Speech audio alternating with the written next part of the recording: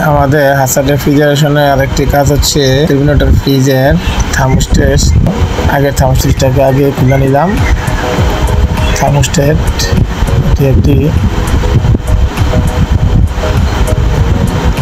DBD9 universal thermostat.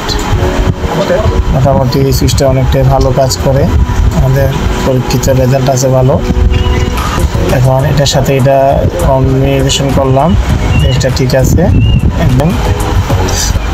থার্মোস্টেটটি আমরা এখন লাগাবো যে সিস্টেমে আছে থার্মোস্টেটটি আগের সেম থার্মোস্টেটটি লিকুইডগুলা আগে খুলে ফেলবো।